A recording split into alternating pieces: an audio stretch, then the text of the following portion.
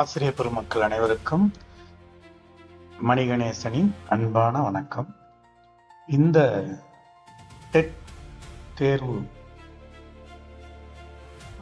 தமிழ் 7ஆம் வகுப்பு பாடத்தில் உள்ள முக்கியமான ஒரு 50 வினாக்களுக்கு விடைகளை நம்ம இப்ப பார்க்கலாமா?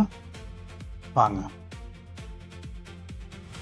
முதல் கேள்வி, எங்கள் தமிழ் பாடலின் ஆசிரியர் யார்?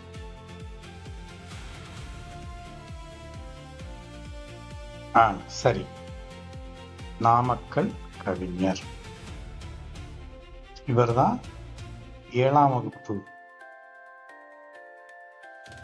எங்கள் தமிழ் பாடலை இயற்றிய கவிஞர். அடுத்த கேள்வி பார்க்கலாமா?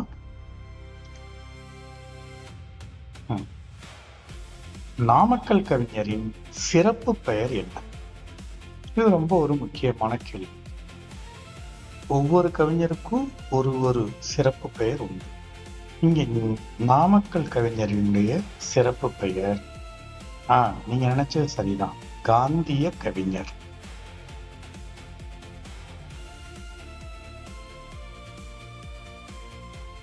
சரியா? இப்ப நம்ம அடுத்தது பார்ப்போம்.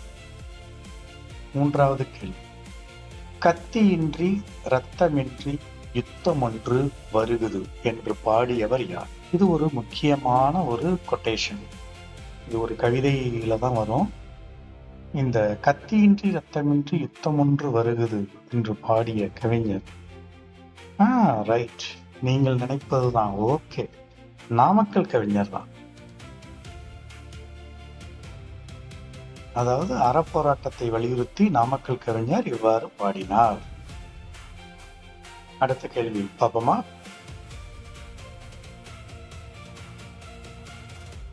ஒன்றல்ல இரண்டல்ல பாடலின் ஆசிரியர் யார்? இது 7ஆம் வகுப்புல இருக்கக்கூடிய ஒரு கவிதை பேழை பகுதியில் வரக்கூடிய அடுத்த பாடல். ஒன்றல்ல இரண்டல்ல. நீங்க நினைப்பது போல சரியான விடை உடுமலை நாராயண கவி. உடுமலை நாராயண கவிதான். அடுத்த கேள்வி, முகில் என்பதன் பொருள் என்ன? இது நம்ம எல்லாருக்கும் அவ்வளவு தெரியும். முகில் என்பது மேகத்தை குறிக்கக்கூடிய சொல். அடுத்தது பார்ப்போமா? சுரதாவின் இயற்பெயர் என்ன? கவிஞர்கள் தமக்கு பிடித்தவர்களை ஒரு புனை பெயரா வச்சுக்குவாங்க. அது பாரதிதாசன்ல இருந்து தொடங்கினது. பாரதிதாசனுடைய பரம்பரையில வந்த ஒரு கவிஞர் தான் இவரு. அப்ப இவருடைய இயற்பெயர் என்ன? ஆக்சுவலா சுரதா என்பது சுப்புரத்தின தாசன். பாரதிதாசனுடைய தாசன் இவர், ராஜகோபாலன் என்கிற சுரதா. சரி, அடுத்தது அவரை ஒற்றிய ஒரு கேள்விதான், உவமை கவிஞர் என அழைக்கப்படுபவர் யார்? உவமை கவிஞர், ஒவ்வொரு கவிஞருக்கும் ஒரு சிறப்பு பெயர் உண்டு. அதன் அடிப்படையில உவமை கவிஞர் அப்படின்னு சொன்னாலே சுப்புரத்தினதாசன், ராஜகோபாலன் இயற்பெயர் கொண்ட சுரதா தான். ஓகேவா? சரி, இப்ப நம்ம அடுத்து பார்க்கலாம். 8வது கேள்வி, வாரணம் என்பதன் பொருள் என்ன? வாரணம் 1000 அப்படின்னு கூட நம்முடைய ஆண்டாளுடைய திருப்பாவை பாடல் தொடங்கும். அப்ப வாரணம் அப்படிங்கிறது யானையை குறிக்கக்கூடிய சொல். நல்லா நினைவில் கொள்ளுங்க, வாரணம் என்பது யானை தான். சரி, இப்ப நம்ம அடுத்த கேள்விக்கு செல்வோம். ஆசிய யானைகளில் ஆண் யானைக்கு என்ன உண்டு? இந்த இடத்துல பொறுத்த அளவுக்கு ஆண் யானைகள்ல ஆசிய யானைகள்ல ஆண் யானைக்கு என்ன உண்டு? ஆண் யானைக்கு ஆசிய யானைகள்ல தந்தம் உண்டு. இது ரொம்ப ஒரு முக்கியமான ஒரு வினாவா இருக்கும். அடுத்த கேள்வி, ஆப்பிரிக்க யானைகளில் யாருக்கு தந்தம் உண்டு? யானை வகை 2, ஆசிய யானைகள், ஆப்பிரிக்க யானைகள். ஆப்பிரிக்க யானைகள்ல யாருக்கு தந்தம் உண்டு? ஆசிய யானைகள்ல ஆண் யானைக்கு மட்டும்தான் தந்தம் உண்டு. ஆனால் ஆப்பிரிக்க யானைகள்ல இந்த பால் வேறுபாடு கிடையாது. ஆண் பெண் இரு யானைகளுக்கும் தந்தம் உண்டு.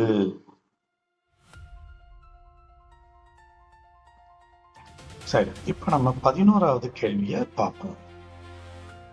காட்டின் வளத்தை குறிக்கும் குறியீடு எது?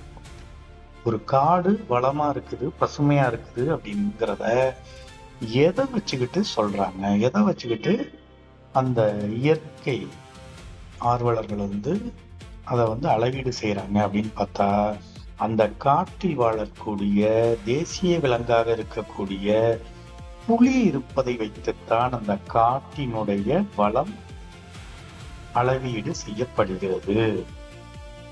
இந்த இடத்துல நல்லா ஞாபகத்துல வச்சுக்கணும். சரி, இப்ப நம்ம 12வது கேள்விக்கு போவோம். இந்திய வனமகன் என அழைக்கப்படுபவர் யார்? இந்திய வனமகன். நீங்க நினைச்சது சரிதான். ஜாதவ் பயேங் இவர்தான். ஏன்னா இவர் தனி ஒருவராக ஒரு பெரிய காட்டை உருவாக்கியதால் இந்திய வனமகன் என அழைக்கப்படுகிறார். சரி, அடுத்து, இந்த ஜாதவ் பயேங் எந்த மாநிலத்தை சார்ந்தவர்? அது நமக்கு தேவையில்லை. வனமகன் ஜாதவ் பயேங் அவர் எந்த மாநிலத்தை சார்ந்தவர் அப்படிங்கிற கேள்விதான். சரி, நீங்க நினைக்கிறது போல அஸ்ஸாம் தான். அவர் அஸ்ஸாம் மாநிலத்தை சார்ந்தவர் தான். கூடுதலாக ஜோர் விராட் மாவட்டத்தை சேர்ந்தவர் அப்படின்னு சொல்லப்படுது. ஓகேவா? சரி, இப்ப நம்ம அடுத்த கேள்விக்கு போவோம். 2012ஆம் ஆண்டு ஜாதவ் பயங்கிற்கு வனமகன் பட்டத்தை அளித்த பல்கலைக்கழகம் எது? இது ரொம்ப முக்கியம். வனமகன் யாரு? இந்திய வனமகன் ஜாதவ் பயங். அவருக்கு அந்த பட்டத்தை அளித்த ஆண்டு எது? 2012. அவருக்கு அந்த இந்திய வனமகன்கிற பட்டத்தை அளித்த பல்கலைக்கழகம் இது. பல்கலைக்கழகம் சரி, நீங்கள் நினைப்பது போலதான். நம்மளுடைய இந்தியாவினுடைய முதல் பிரதமர் நேரு அவர்கள் பெயரால அமைந்த பல்கலைக்கழகம் தான் டி ஜவஹர்லால் நேரு பல்கலைக்கழகம். இந்த பல்கலைக்கழகம் தான் ஜாதவுக்கு இந்திய வனமகன் என்ற பட்டத்தை வழங்கியது. அடுத்த கேள்வி, புலி தங்கிய குகை பாடலின் ஆசிரியர் யார்? இது ஒரு முக்கியமான கேள்வி. இந்த கேள்விக்கான விடை பாருங்க. பார்த்தோன்னே உங்களுக்கு ஒரு வித்தியாசமான பெயர் உங்களுக்கு தோணும். ஒண்ணு காக்கைப்பாடினியாரா இல்ல காவற்பெண்டா அப்படின்னு பாக்குறப்ப காவற்பெண்டு தான் சரியான விடை. புலி தங்கிய குகை என்ற பாடலை எழுதியவர் காவற்பெண்டு ஆவார். சரி, இப்ப நம்ம அடுத்தது போகலாமா? முத்துராமலிங்க தேவரை தென்னாட்டு சிங்கம் என அழைத்தவர் யார்? முத்துராமலிங்க தேவரை தென்னாட்டு சிங்கம் என அழைத்தவர் வேறு யாரும் அல்ல, தமிழ்நாடு என்று பெயர் சூட்டிய முதலமைச்சர் காஞ்சிபுரத்தை சேர்ந்த அறிஞர் அண்ணா. அதாவது இவரை நம்ம பேரறிஞர் அண்ணா அப்படின்னு சொல்லுவோம். இவர் தான் முத்துராமலிங்க தேவரை தென்னாட்டு சிங்கம் என்று புகழ்ந்து பாராட்டினார். சரி, அடுத்த கேள்வி, இதே போலதான் முத்துராமலிங்க தேவரை தேசியம் காத்த செம்மல் என்று அழைத்தவர் யார்? இது ஒரு முக்கியமான கேள்விதான். முத்துராமலிங்க தேவரை தேசியம் காத்த செம்மல் என்று அழைத்தவர் யார்? நீங்கள் நினைப்பது போலதான் திருவாரூர் திருவிக. இவர்தான் முத்துராமலிங்க தேவரை தேசியம் காத்த செம்மல் என்று அழைக்கிறார். திரு வி கல்யாண சுந்தரனார், அததான் சுருக்கி திருவிக அப்படின்னு சொல்றாங்க. அடுத்த கேள்வி, முத்துராமலிங்க தேவரின் அரசியல் குரு யார்? இது ஒரு முக்கியமான கேள்விதான். அதாவது முத்துராமலிங்க தேவருடைய அரசியல் குரு, நீங்கள் நினைப்பதுதான் சரி. யாரு?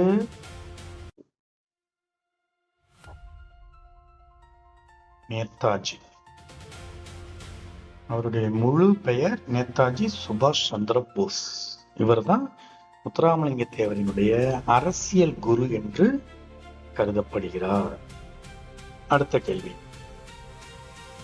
சொல்லின் செல்வர் என போற்றப்படுபவர் யார்? சொல்லின் செல்வர் என போற்றப்படுபவர் சொல்லுங்க. சரி, நீங்க நினைச்சதுதான். ராபி சேது. அவர்தான் ராபி சேது. இவர்தான் சொல்லின் செல்வர் என்று அழைக்கப்படுகிறார். அடுத்த கேள்வி போமா. தமிழ் இன்பம் என்ற நூலுக்காக சாகித்ய அகாடமி விருது பெற்றவர் யார்? 20வது கேள்வி. யாரு? கரெக்ட், சரிதான், ராபி சேதுதான். அவர் எழுதிய நூல் தான் தமிழ் இன்பம். அதற்கு இந்திய அரசு சாகித்ய அகாடமி விருது கொடுத்து கௌரவித்துள்ளது. அடுத்த கேள்வி, கலங்கரை விளக்கம் பாடலின் ஆசிரியர் யார்? இந்த கலங்கரை விளக்கம் அப்படிங்கிற பாடல் இது ஒரு சங்க இலக்கிய பாடல் தான். அப்ப இந்த பாடலுடைய ஆசிரியர் யார்? கரெக்ட், ஏ கடியலூர் உருத்திரன் கண்ணனார். இவர்தான் தன்னுடைய நூல்ல கலங்கரை விளக்கத்தை பத்தி விரிவாக எழுதியிருக்கிறாரு. சரி, அடுத்த கேள்விக்கு போமா. 22வது கேள்வி, கடியலூர் உருத்திரங்கண்ணனார் இயற்றிய 10 பாட்டு நூல்களுள் ஒன்று எது? அதுலதான் இந்த கலங்கரை விளக்கத்தை பத்தி எல்லாம் விரிவாக சொல்லப்பட்டிருக்கு. அப்ப அவர் எழுதிய நூல் பட்டினப்பாலை. 10 பாட்டுல 2 நூல்கள் எழுதியிருக்கிறாரு இந்த கடியலூர் உருத்திரங்கண்ணனார். ஒன்று பெரும்பானாற்றுப்படை, இன்னொன்று பட்டினப்பாலை. நல்ல ஞாபகத்துல வச்சுங்க. கடியலூர் உருத்திரங்கண்ணனார் அவர் எழுதிய 10 பாட்டு நூல்களுள் ஒன்று பட்டினப்பாலை. அடுத்த கேள்வி, கவின்மிகு கப்பல் பாடலின் ஆசிரியர் யார்?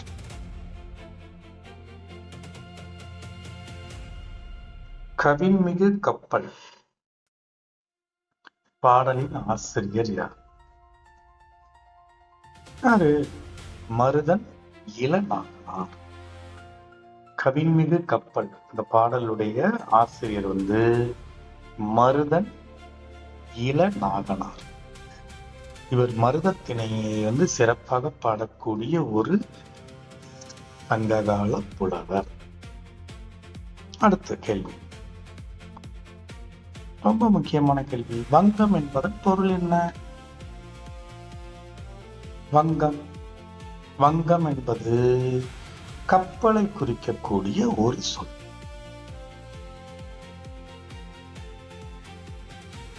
கப்பல். 25வது கேள்வி, இந்த கப்பல் கட்டும் கலைஞர்கள் எவ்வாறு அழைக்கப்படுகின்றன? ஒண்ணும்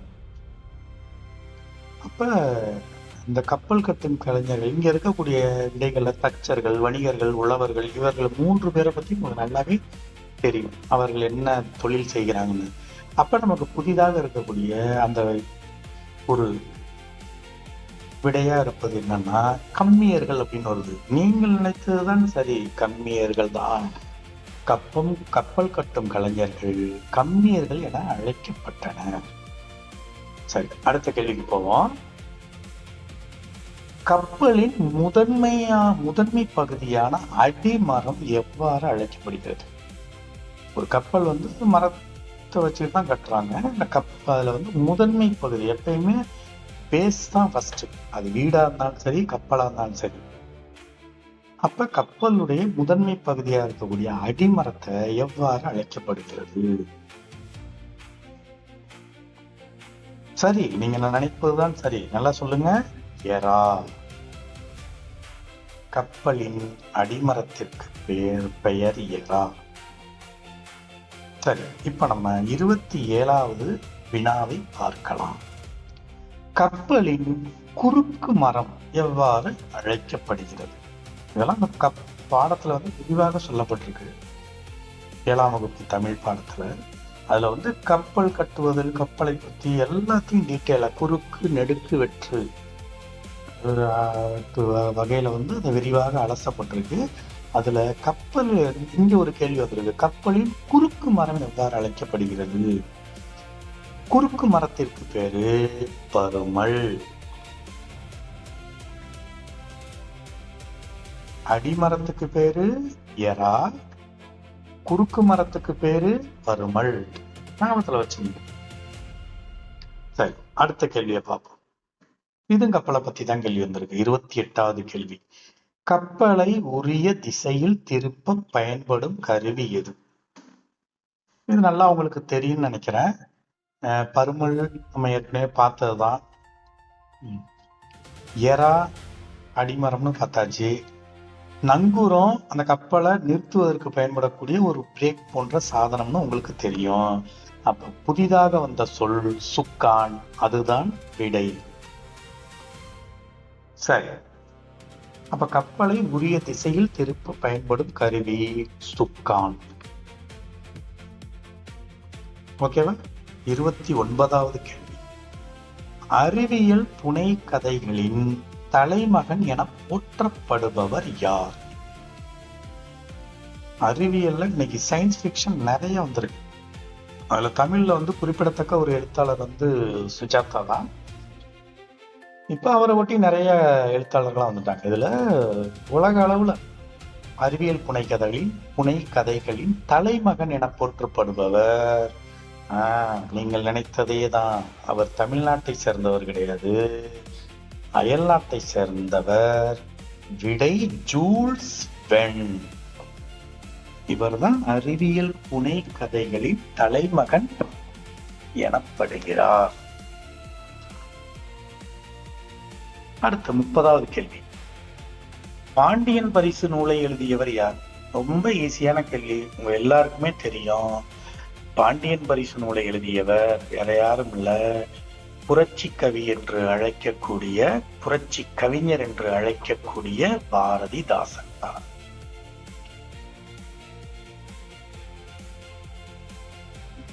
பாண்டியன் பரிசு என்ற நூலை எழுதியவர் பாரதிதாசன் தான். அடுத்த கேள்வி பார்க்கலாமா? பாரதிதாசனின் எந்த நாடக நூலுக்கு சாகித்ய அகாடமி விருது கிடைத்தது? ரொம்ப ரொம்ப முக்கியம். நம்ம பாரதிதாசனை வந்து ஒரு புரட்சி கவிஞர்கள் வரிசையில தான் வச்சு பார்த்திருப்போம். ஆனா இந்திய சாகித்ய அகாடமி வழங்கக்கூடிய அந்த இது வந்து அமைப்பு வந்து என்ன பண்ணிருக்குன்னா, அவர் எழுதிய பாண்டியன் பரிசு, இருண்ட வீடு, அழகின் சிரிப்பு எல்லா கவிதை நூல்கள், இது எதுக்கும் தராம அவர் எழுதிய கவிதை வடிவிலான நாடக நூலா இருக்கக்கூடிய பிசிராந்தையார் என்ற நூலுக்கு தான் சாகித்ய அகாடமி விருது கொடுக்கப்பட்டது, வழங்கப்பட்டது. இதை நினைவில் நன்றாக வைத்துக் கொள்ள வேண்டும். அப்ப பாரதிதாசன் எழுதிய நூல் பிசிராந்தையார். அது ஒரு நாடக நூல். அந்த நாடக நூலுக்கு தான் இந்திய அரசு சாகித்ய அகாடமி விருது கொடுத்து பெருமிதம் செய்தது. அடுத்த கேள்வி, 32வது கேள்வி. நாலடியார் யாரால் எழுதப்பட்ட நூல்? நாலடியார் என்பது ஒரு தனி நபர் எழுதிய நூல் கிடையாது, திருக்குறளை போல. அது பல்வேறு முனிவர்கள் எழுதிய ஒரு நூல். அப்படின்னு பாக்குறப்ப சமண முனிவர்கள் தான் சரியான விடை. நாலடியார்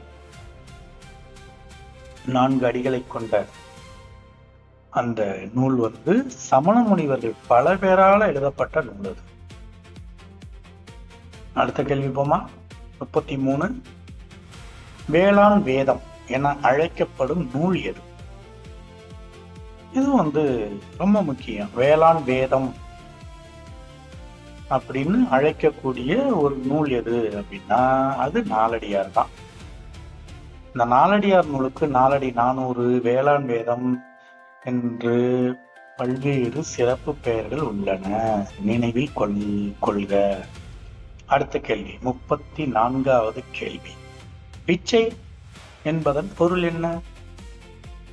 விச்சையை தான் வித்தை அப்படின்னு சொல்லுவோம். விச்சை, வித்தை இதெல்லாம் எதோட தொடர்புடையது அப்படின்னு பாக்குறப்ப அது எல்லாம் கல்வியோடு தொடர்புடையது.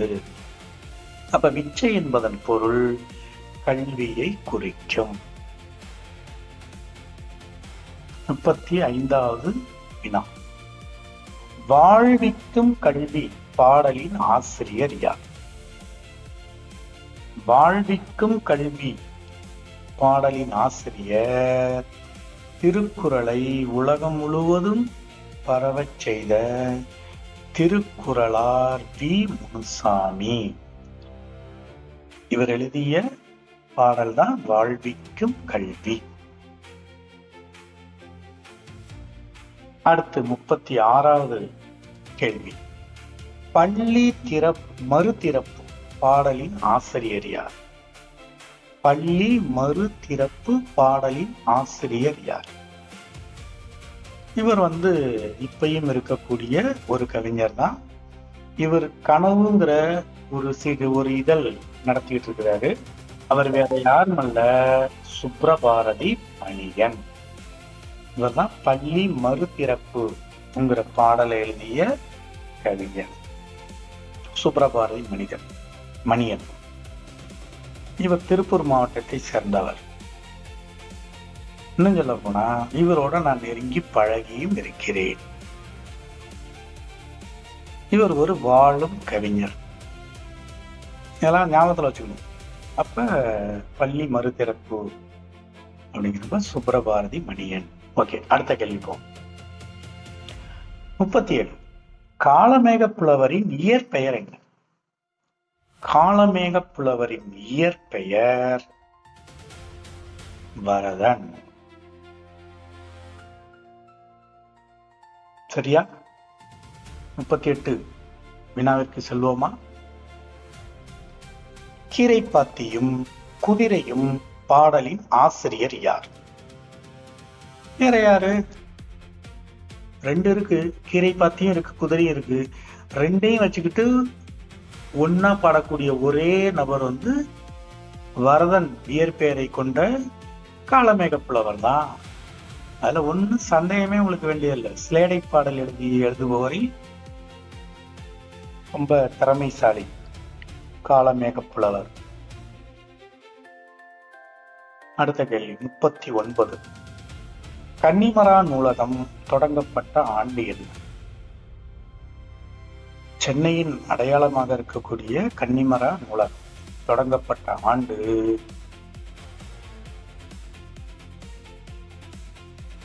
ரொம்ப முற்காலம் அப்படின்னு பார்த்தோம்னா இங்க இருக்கிற விடையிலேயே ரொம்ப பழமையா ஒரு 100 ஆண்டுகளுக்கு முன்னாடி இருக்கக்கூடியதா இருக்கிற ஒரு ஆண்டு எதுன்னு பார்த்தோம்னா 1896.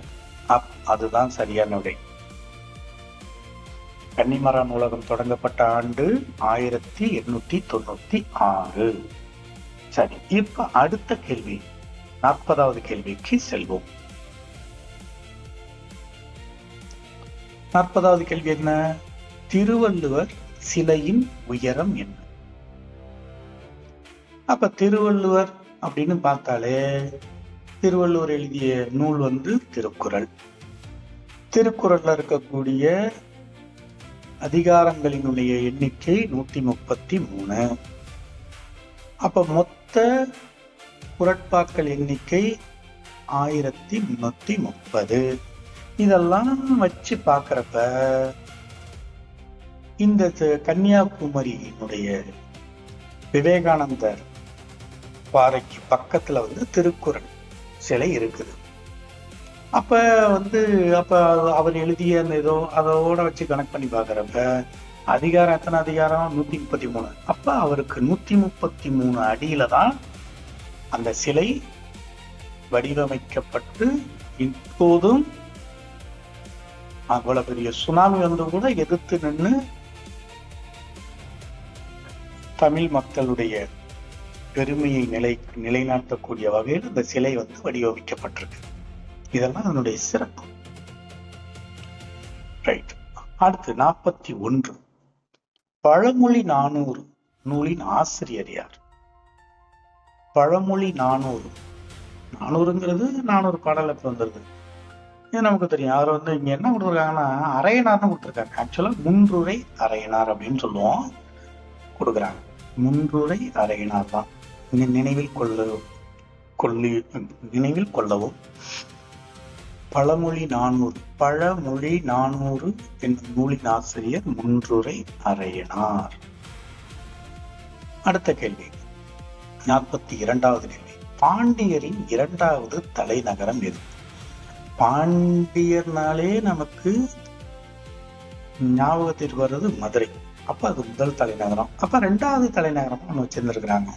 அது மதுரைக்கு பக்கத்துலதான் இருக்கும். அப்படி பக்கத்துல இருக்குதுன்னு பார்த்தா திருநெல்வேலி தான். பாண்டியரின் 2வது தலைநகரம் எது என்ற கேள்விக்கு விடை திருநெல்வேலி தான். அடுத்து 43வது வினா. நெல்லிக்காய் உற்பத்தியில் முதலிடம் வகிக்கும் மாவட்டம் எது? நெல்லிக்காய் உற்பத்தியில அப்ப நெல்லிக்காயில வரக்கூடிய முதல் அந்த வேர் சொல்லா இருக்கக்கூடிய நெல், அதை அடிப்படையா வச்சு எடுத்து பாக்குறப்ப நெல்லை தான். நெல்லை என்பது திருநெல்வேலியினுடைய சுருக்க பெயர். நெல்லிக்காய் உற்பத்தியில் முதலிடம் வகிக்கும் மாவட்டம் திருநெல்வேலி மாவட்டம் தான். அடுத்து 44வது கேள்வி. 44வது கேள்வி. தென்னிந்தியாவின் ஆக்ஸ்போர்டு என அழைக்கப்படுவது எது? ஆக்ஸ்போர்டு என்பது என்னன்னா அது கல்வி சம்பந்த பல்கலைக்கழகம் சம்பந்தப்பட்ட சொல். இப்ப தமிழ்நாட்டிலேயே கல்வியில சிறந்த ஒரு இடமாக இன்று வரை இருக்கக்கூடிய ஒரு இடமா எந்த இடம் பாருன்னா நம்ம திருநெல்வேலியை பார்த்தோமா,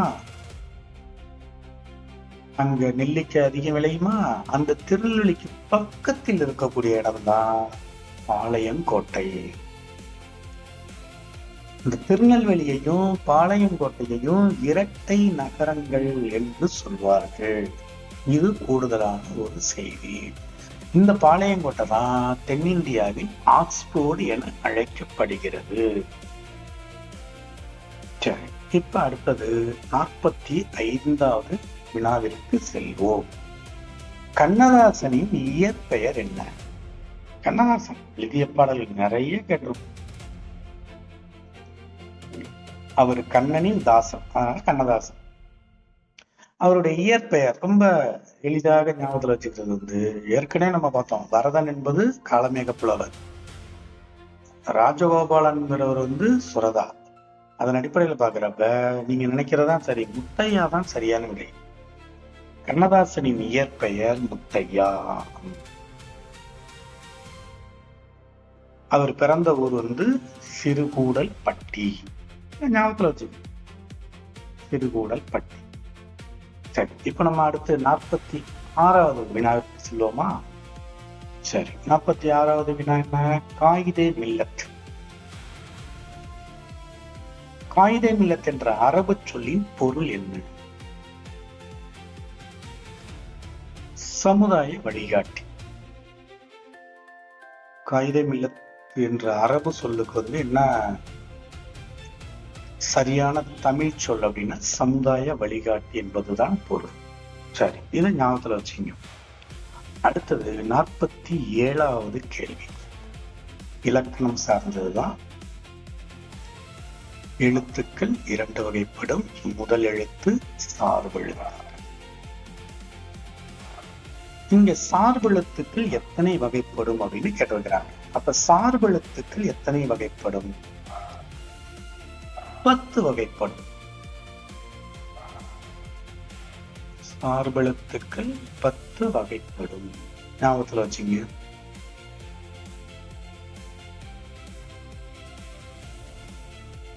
அடுத்து போமா 48வது கேள்வி. பெயர் சொல் எத்தனை வகைப்படும்? பெயர் சொல் எத்தனை வகைப்படும்? 6 வகைப்படும். பெயர் சொல் 6 வகைப்படும். சரி, இப்ப நம்ம அடுத்த கேள்விக்கு செல்வோம். 49வது கேள்வி. கிட்டத்தட்ட நம்ம நிறைவை நோக்கி வந்து கொண்டிருக்கிறோம். மொத்தம் கேள்வி 50.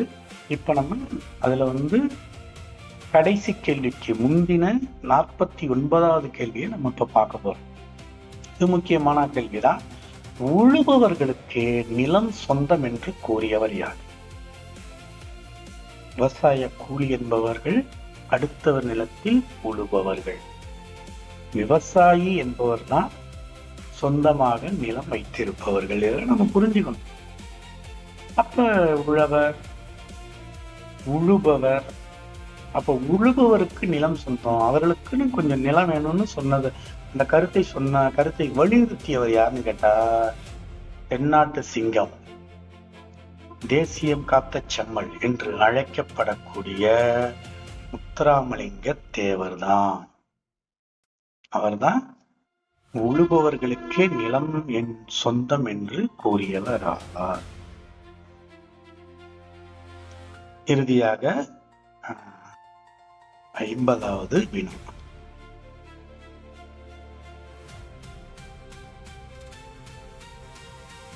என்ன வினா? காளமேக புலவர் எழுதிய நூல்களில் ஒன்று எது? அவர் நிறைய நூல்கள் எழுதியிருக்கிறார். அவர் எழுதிய முக்கியமான நூல் இரட்டுற மொழிதல். ஸ்லேடை அடிப்படையில பாடக்கூடியவர்.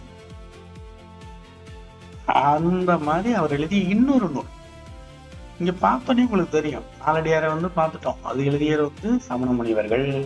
திருக்குறள் எல்லாருக்கும் தெரியும், திருவள்ளுவர்.